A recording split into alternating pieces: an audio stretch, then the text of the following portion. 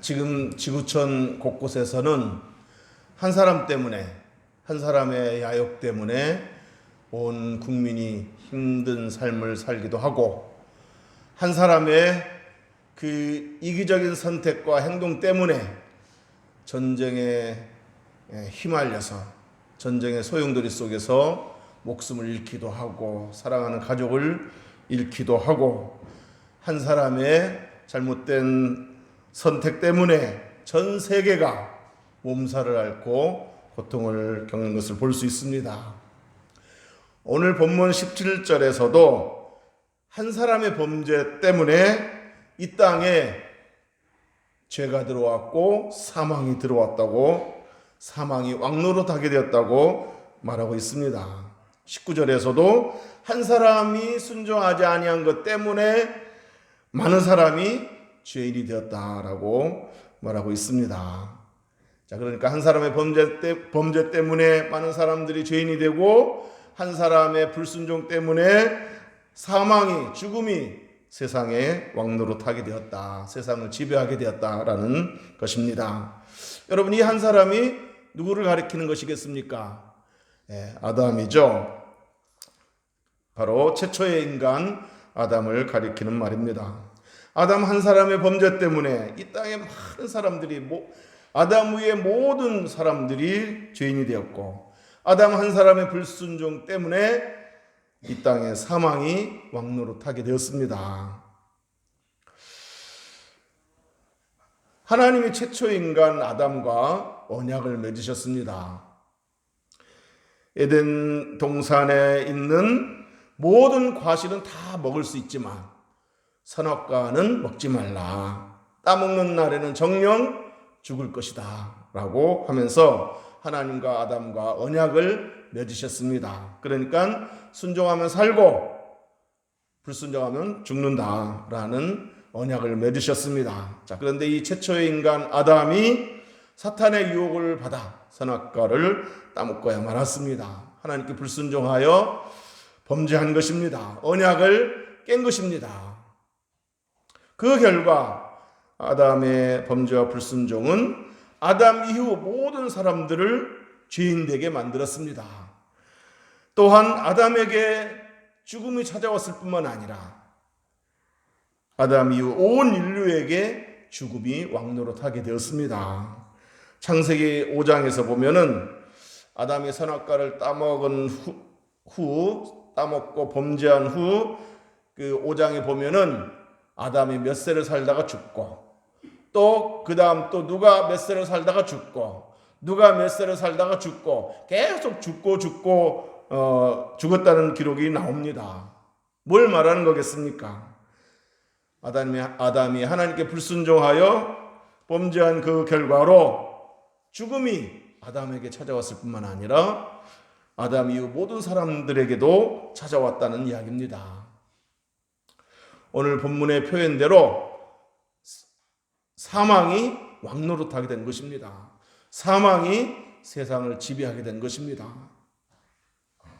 자, 그런데 여러분, 왜 그렇습니까? 왜 아담의 한 사람의 범죄가 모든 사람을 죄인되게 만들었습니까? 아담이 범죄했지 아담 이후의 사람들은 직접적으로 선악과를 따먹은 것도 아닌데 아담 한 사람의 범죄 때문에 왜 모든 사람이 죄인이 되었느냐 하는 겁니다. 그건 바로 대표성 때문입니다. 아담이 하나님과 언약을 맺을 때 아담 혼자만 언약을 맺은 것이 아닙니다. 아담이 하나님과 언약을 맺을 때 아담은 온 인류를 대표하여 대표성을 가지고 언약을 맺었기 때문입니다. 우리나라 대통령이나 외무부 장관이 외국에 나가서 어떤 그 나라와 어떤 계약을 체결하면 그 책임을 대통령이나 외무부 장관만 지는 게 아니지 않습니까? 온 국민이 함께 지는 거예요, 그 책임을. 왜 그렇습니까? 대표성 때문입니다. 마찬가지로 아담이 하나님과 언약을 맺을 때 아담 혼자만 언약을 맺은 것이 아니고 온 인류를 대표해서 언약을 맺었기 때문에 아담이 범죄하여 언약을 깬 그 책임은 아담에게만 있는 것이 아니라 아담 이후 모든 사람에게도 있는 것입니다. 그래서 성경은 아담 한 사람의 범죄와 불순종이 모든 사람을 죄인 되게 만들었다라고 말하고 있는 것입니다. 아담의 모든 후손들은 태어날 때부터 아담의 원죄를 갖고 태어납니다. 그래서 죄인이 되는 겁니다. 뿐만 아니라 모든 인간은 그 아담의 타락한 죄의 본성을 갖고 태어나기 때문에 살면서 그 죄의 본성을 따라서 또 죄를 짓습니다. 본인이 죄를 짓습니다. 그러니까 아담으로부터 물려받은 원죄뿐만 아니라 자기가 또 그 죄의 본성을 가지고 지은 자범죄가 있습니다. 그래서 모든 인간은 원죄와 자범죄가 있는 겁니다. 그래서 아담 이후 모든 사람들은 다 죄인이다 라고 성경은 규정하고 있습니다. 로마서 3장 23절에 모든 사람이 다 죄를 범하였음에, 그래서 성경은 아담 이후 모든 사람들은 다 죄인이다 라고 규정을 하고 있는 것입니다. 여기에 외가 있는 사람 누가 있겠습니까? 다 포함되는 거죠. 저나 여러분이나. 자, 그래서 아담 이후의 모든 사람들은 사망 곧 죽음을 피할 수 없게 되었고, 죽은 후에 영원한 지옥 형벌을 피할 수 없게 되었습니다. 히브리서 9장 27절에 보면 한 번 죽는 것은 사람에게 정한 것이요, 아담의 불순종 때문에 죽음이 찾아왔어요. 죽음을 피할 사람은 아무도 없는 거예요. 그래서 한 번 죽는 것은 사람에게 정한 이치가 되었습니다. 그런데 죽음으로 끝나면 좋겠지만 죽음 이후에는 또 심판이 기다리고 있다고 그랬습니다. 영원한 지옥 형벌이라는 심판이 기다리고 있는 것입니다. 자, 그런데 여러분, 감사하게도 오늘 본문은 이것으로 끝나지 않습니다. 오늘 본문에 한 사람 때문에 또 많은 사람이 의인이 되고 생명을 얻게 되었다라고 말하고 있습니다. 할렐루야. 자, 18절 한번 읽어보겠습니다. 18절 19절 시작. 그런즉 한 범죄로 많은 사람이 정죄에 이른 것 같이 한 의로운 행위로 말미암아 많은 사람이 의롭다 하심을 받아 생명에 이르렀느니라. 한 사람이 순종하지 아니함으로 많은 사람이 죄인 된 것 같이 한 사람이 순종하심으로 많은 사람이 의인이 되리라. 아멘. 18절에 한 의로운 행위로 말미암아, 이 말은 한 사람의 의로운 행위로 말미암아 그 얘기인데, 이 한 사람은 누구를 가리키는 거겠습니까? 바로 예수 그리스도죠. 예수 그리스도 한 사람의 순종으로 말미암아 많은 죄인들이 의인이 되게 되었습니다. 죄의 사함을 받고 의인이 되어 생명에 이르게 되었습니다. 뿐만 아니라 사망에 굴복하며 살았던 사망의 지배 아래 있었던 많은 사람들이 그 사망 권세를 이기고 영생을 누릴 수 있게 된 것입니다. 할렐루야. 자, 그렇다면 예수님의 한 의로운 행위로 말미암아 많은 사람이 의롭다움을 받고 생명에 이르게 되었다고 그랬는데, 구체적으로 예수님의 한 의로운 행위가 뭐겠습니까? 바로 예수 그리스도께서 이 땅에 오셔서 우리를 대신해서 십자가를 지시고 우리를 대신해서 형벌을 받으시고 죽임을 당하셨다는 것입니다. 이게 바로 예수님의 한 의로운 행위입니다. 여러분, 하나님이 자기 아들 예수 그리스도를 왜 이 땅에 보내셨습니까? 보내신 이유가 뭡니까? 요한복음 3장 16절에 그 이유가 잘 나타나 있습니다. 하나님이 세상을 이처럼 사랑하사 독생자를 주셨으니 이는 그를 믿는 자마다 멸망하지 않고 영생을 얻게 하려 하심이라. 그러니까 하나님이 독생자 예수 그리스도를 이 땅에 보내신 이유는 죄에 빠진 세상 사람들을 사랑하셔서 그들을 죄에서 건져 죄사함을 받고 영생을 누리게 하시려고 독생자 예수 그리스도를 보내주셨다는 것입니다. 믿습니까? 죄인들이 받아야 할, 저와 여러분들이 받아야 할 그 죄값을 대신 치르게 하시려고 독생자 예수 그리스도를 이 땅에 보내주신 겁니다. 죄인들이 받아야 할 그 죄의 형벌을 독생자로 하여금 대신 십자가에서 받게 하시려고 예수 그리스도를 보내주신 겁니다. 그러니까 독생자를 주셨으니 이 말은 이 세상에 보내셨다는 말뿐만 아니라 그로 하여금 십자가를 지게 하고 그로 하여금 죄의 형벌을 받게 하고 그로 하여금 죽음을 당하는 자리에 내놓으셨다, 그런 얘기입니다. 여러분, 지금 지구촌 어디선가는 자신의 야욕을 채우기 위해서 그 전쟁을 일으켜서 남의 수많은 귀한 자식들을 희생시키는 사람도 있습니다. 남의 자식들을, 그 귀한 자식들을 전쟁터에 보내는 것을 아무렇지도 않게 생각하면서 정작 자기 자식들은 전쟁터에 보내기 싫은 사람들도 있습니다. 그런데 우리 하나님은 죄인들을 살리기 위해서 하나밖에 없는 독생자 예수 그리스도를 아낌없이 내어주셨다는 이야기입니다. 웬 사랑입니까? 웬 은혜입니까? 자, 그런데 여러분, 더 놀라운 사실은 이 하나님의 사랑도 놀랍지만 그 아들 예수 그리스도가 아버지 뜻에 순종했다는 사실입니다.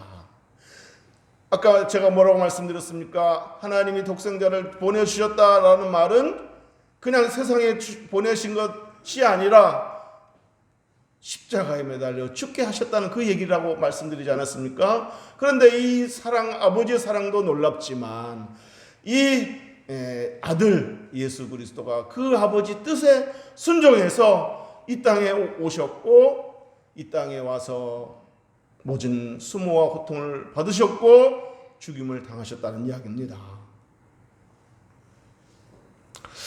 예수님이 순종할 때 어떤 마음으로 순종했겠습니까? 그 마음을 가장 잘 묘사한 대목이 제가 생각하기에는 겟세마네 동산에서 기도할 때라고 생각합니다. 십자가를 지기 전날 밤 예수님께서 겟세마네 동산에서 기도하실 때 아버지여, 할만하시거든 가능하다면 이 잔을 내게서 옮기시옵소서, 이 십자가 지지 않게 하옵소서 라고 기도했습니다. 예수님도 우리와 똑같은 완전한 사람인지라 다음날에 있을 그 십자가의 모진 고통과 죽음이 두려우셨던 겁니다. 그래서 아버지, 가능하다면 이 십자가 안 지르면 안 되겠습니까? 라고 말씀드리면서 기도했지만 곧바로 그렇지만 내 뜻대로 마옵시고 아버지 뜻대로 하옵소서 하시면서 자기 자신을 복종시키셨습니다. 자기 자신을 복종시켜 아버지 뜻에 순종하기로 한 것입니다. 그렇게 해서 결국 순종하여 십자가에 매달려 죽으셨습니다. 저와 여러분의 죄값을 그 십자가에서 다 치르신 겁니다.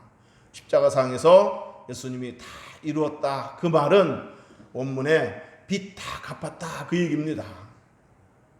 죄의 빚을 다 갚은 겁니다. 저와 여러분의 죄의 빚을 다 갚은 겁니다.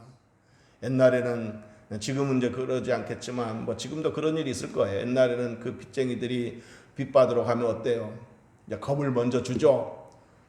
도끼를 탁 들고 가가지고 마룻바닥을 한번 탁 찍습니다.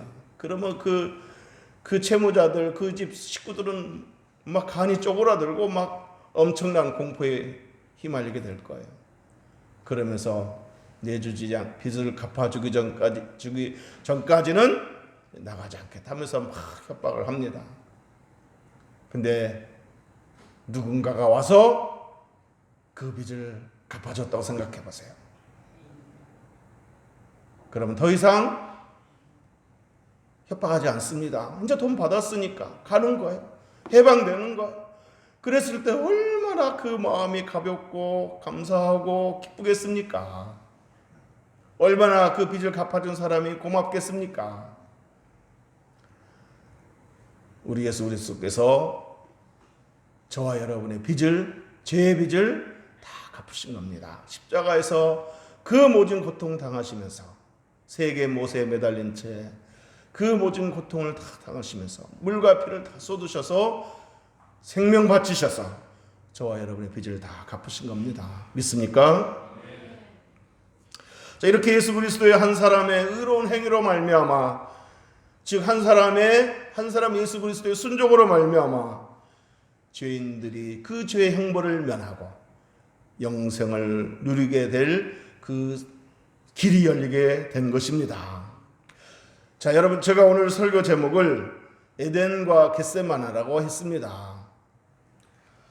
에덴과 겟세마네라고 정한 이유는 에덴 동산에서의 아담의 불순종과 겟세마네 동산에서의 예수 그리스도의 순종을 비교해 보고 싶었기 때문입니다. 여러분, 아담이 하나님께 불순종했던 이유는 그가 하나님처럼 되고 싶어였습니다. 무슨 얘기입니까? 사탄이 아담에게 다가와 선악과를 따먹으라고 유혹할 때 뭐라고 유혹했습니까?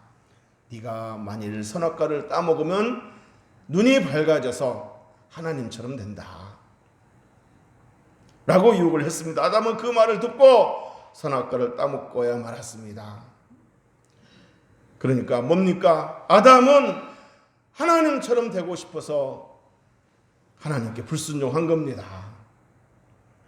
여러분, 아담은 이미 대리 통치자라는 왕적 권세를 하나님께 부여받았습니다. 하나님이 천지를 창조하시고 마지막 날 아담을 창조하시고 나서 아담에게 뭐라고 말씀하셨습니까?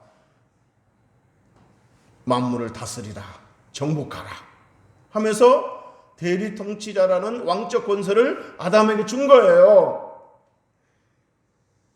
그러니까 아담은 이미 하나님께로부터 대리 통치자라는 그 왕적 권세를 이미 받은 겁니다. 그런데 아담은 그것에 만족하지 않고 하나님 자리에 앉아서 하나님처럼 되고 싶었던 겁니다. 그래서 결국 선악과를 따먹고 불순종한 것입니다. 자, 그런데 이에 반해 우리 예수 그리스도는 어떠하셨습니까?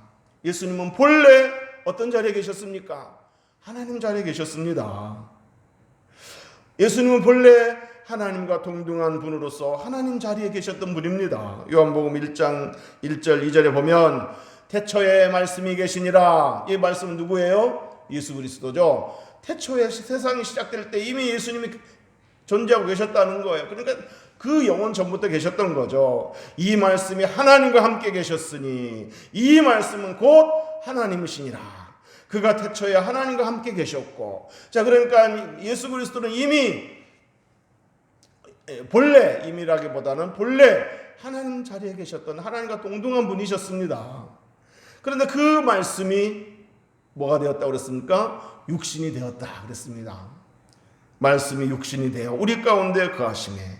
자, 그러니까 그 예수님은 본래 하나님과 동등한 분이시고 본래 하나님이시고 본래 하나님 자리에 계셨던 분인데 그 자리에 내려오셔서 사람의 자리에 내려오신 겁니다. 그리고 어디까지 내려오셨다고 그랬습니까? 십자가의 그 죽음의 자리까지 내려오신 겁니다. 무덤까지 내려가신 겁니다. 빌립보서 2장에 보면은 그는 근본 하나님의 본체시나 하나님과 동등됨을 취할 것으로 여기지 아니하시고 오히려 자기를 비워 종의 형체를 가지사 사람들과 같이 되셨고 사람의 모양으로 나타나사 자기를 낮추시고 죽기까지 복종하셨으니 그 십자가에 죽으심이라. 본래 하나님이셨고 본래 하나님과 동등한 자리에 계셨던 분인데 하나님 뜻에 순종하여 이 땅에 내려오셨고 십자가까지 내려오셨고 무덤까지 내려가셨던 겁니다. 아담은 하나님 자리에 오르려고 불순종했지만 예수 그리스도는 하나님 자리에 내려오시고 죽는 자리까지 내려와 순종하신 겁니다. 이처럼 에덴 동산의 아담과 겟세마네 동산에서의 예수님은 너무나 극명하게 대조적인 모습을 보여주고 있는 것입니다. 겟세마네 동산에서 내 뜻대로 마옵시고 아버지 뜻대로 하옵소서라고 자기를 복종시켰던 예수님은 에덴 동산에서 불순종했던 그 아담과는 극명하게 대비되는 모습을 보여주고 있는 것입니다. 에덴 동산에서의 아담의 범죄와 불순종은 자신뿐만 아니라 모든 사람들을 죄인되게 만들었지만 겟세마네 동산에서 예수 그리스도의 순종은 많은 죄인들에게 죄사함을 가져다주고 의인되게 하고 생명에 이르게 한 것입니다. 에덴 동산에서의 아담의 범죄와 불순종은 모든 사람들에게 사망이 왕노릇하도록 사망 아래 놓이게 만들었지만 겟세마네 동산에서 예수 그리스도의 순종은 믿는 자들에게 사망 권세를 이기고 영생을 누리게 만들었습니다. 믿습니까? 이제 말씀을 정리하도록 하겠습니다. 저와 여러분이 제사받고 구원받는 데 있어서 예수 그리스도가 피를 흘리셔야만 하는 이유는 뭐겠습니까? 그것은 바로 예수 그리스도의 피값이 아니면 저와 여러분의 죄를 사할 방법이 없기 때문입니다. 이 말은 그만큼 저와 여러분의 죄가 크다는 것이고 그만큼 예수 그리스도의 피값이 크다는 것이고 그만큼 하나님 베푸신 그 구원의 선물이 크다는 이야기입니다. 저와 여러분은 값없이 공짜로 그저 믿기만 하면 구원을 얻고 영생을 얻게 되었지만 하나님 편에서는 이 엄청난 피값을 치르신 거예요. 그러므로 예수 그리스도가 피를 흘리셔야만 하는 이유는 저와 여러분의 죄값이 그만큼 크다는 것이고 예수 그리스도가 흘리신 그 피값이 너무나 보배롭고 귀하다는 것이고 하나님께서 우리에게 주신 이 구원의 선물이 너무나 크고 놀랍다는 것입니다. 이것을 더 깊이 깨달으시고 그래서 더 극진히 하나님께 감사하고 찬양해야 될 줄로 믿습니다. 만입이 내게 있으면 그 입 다 가지고 내 구주 주시는 종을 늘 찬송하겠네. 정말 이 찬송을 이 찬송 가사를 쓴 사람은 정말 그냥 만입이 다 있으면 그 입으로 다 찬송하고 싶은 어떤 그 강한 그 어떤 은혜를 받은 것 같아요. 그냥 이 한 입 갖고는 부족하다는 생각이 든 거예요. 그래서 만입이 있으면 그 만입을 다 이렇게 벌려서 하나님을 찬송하고 싶다는 그 마음을 엿볼 수 있습니다. 바라기는 하나님의 이 놀라운 이 구원의 은총에 대해서 감사와 찬송이 저와 여러분의 입에서 항상 그치지 않기를 주의 이름으로 축복합니다. 축복합니다. 기도하겠습니다.